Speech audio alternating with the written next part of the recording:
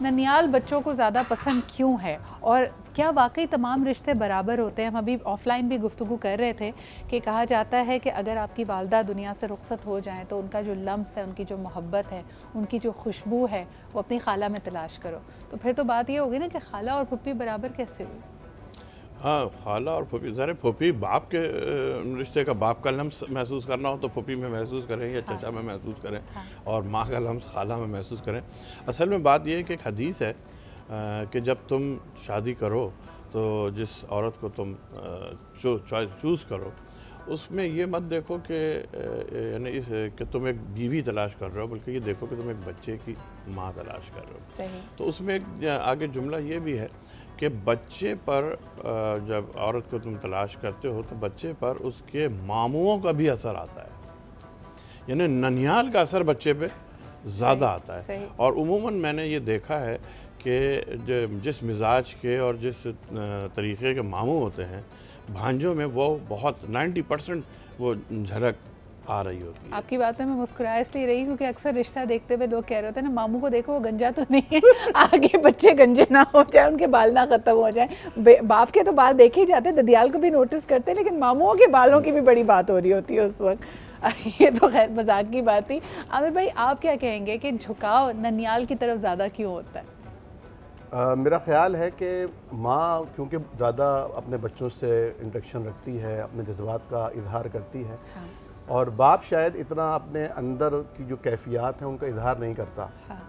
और फिर माँ के साथ कुछ ज़्यादा ताल्लुक़ भी होता है कि दुनिया में आने से कबल भी माँ के साथ एक ख़ास ताल्लुक़ रहता है, फिर पैदाइश के बाद भी माँ ही से ज़्यादा ताल्लुक़ रहता है।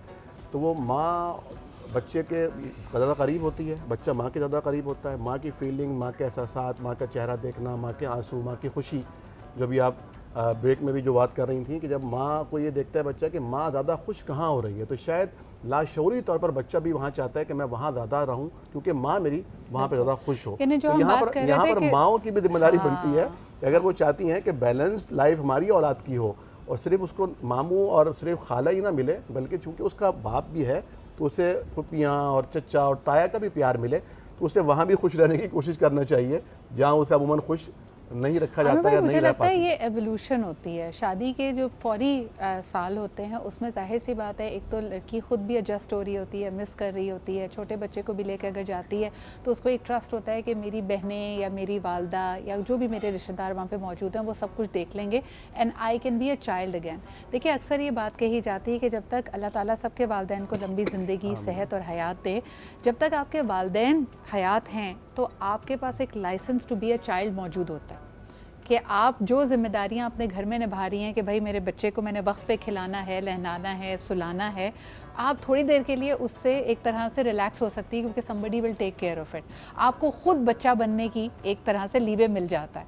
ऑन दी अदर हैंड ससुराल में या दुनिया के किसी भी और घर में ये आपको नहीं मिल सकता। क्या कहेंगे ज़ुबैर भाई? जी बिल्कुल, ये तो है कि माँ का एक अटैचमेंट चूँकि अपने मैके से होता है औरत का, और उसको वहाँ पे ये रिलैक्सेशन मिलता है तो वो इजी फील करती है।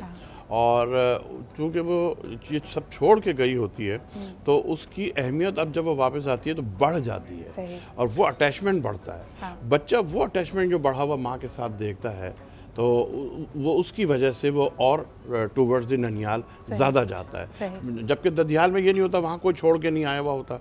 वो पहले जैसे शादी से पहले ज़िंदगी गुजर रही है बाप की, वैसे ही शादी के बाद भी गुजर रही ये है। भी मुझे लगता है कि बच्चे की एज पे डिपेंड करता है। ये जो सारा अभी हम नक्शा खींच रहे हैं ना कि आपकी वालदा कितनी पुरसुकून है और नानी के होने से और नाना के होने से वालदा क्योंकि खुश है तो बच्चे भी खुश हैं, अल्लाह ताला का निज़ाम है। और इसको बैलेंस करने के लिए आपको 2-3 अदद जल्लाद, खाला, मामू भी दिए जाते हैं ताकि आप बहुत ज़्यादा शहंशाह ना फील करें, आपको याद रहे कि आपने अपने घर वापस जाना है।